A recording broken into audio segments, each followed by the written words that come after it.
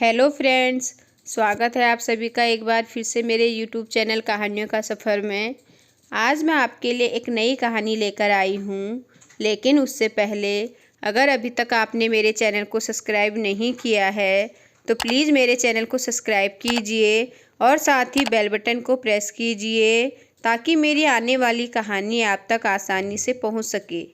तो चलिए फ्रेंड्स, शुरू करते हैं हम आज की नई कहानी। एक बार एक शिकारी शिकार करने के लिए जंगल में पहुंचा। उसने अपनी तीर पर बहुत ही खतरनाक जहर लगाया और शिकार को निशाना बना करके उसने तीर को छोड़ा, लेकिन उसका तीर चूक गया और तीर एक पेड़ पर जा लगा। वह पेड़ बहुत ही हरा भरा और बहुत सारे तोते उस पेड़ पर रहते थे।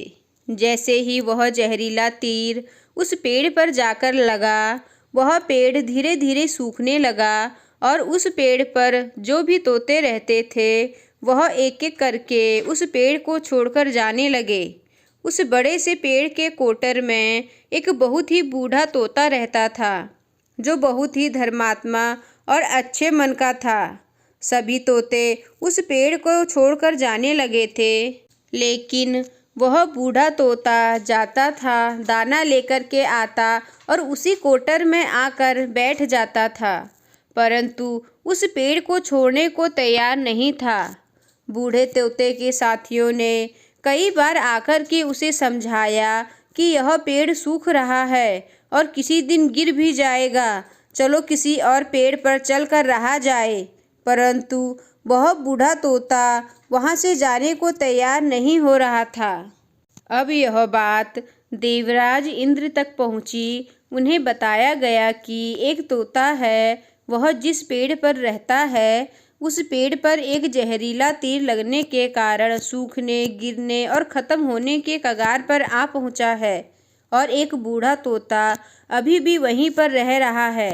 वह दाना लेकर आता है और वहीं पर रहता है, जबकि उस जंगल में बहुत सारे पेड़ हैं, लेकिन वह उसी पेड़ पर रह रहा है। देवराज इंद्र प्रकट हुए और उस बूढ़े तोते से कहने लगे कि आप बहुत धर्मात्मा हैं, बहुत ही अच्छे मन के हैं, लेकिन आप इस पेड़ को छोड़कर किसी और पेड़ पर चले जाइए, क्योंकि यह पेड़ कुछ ही दिनों में गिर जाएगा। तालाब के पास में बहुत से बड़े बड़े हरे भरे पेड़ हैं, बड़े बड़े कोटर हैं, उन पेड़ों पर फल भी लगे हुए हैं, उन्हें वहीं पर तोड़कर खा सकते हैं, परंतु यहाँ से आप चले जाएं।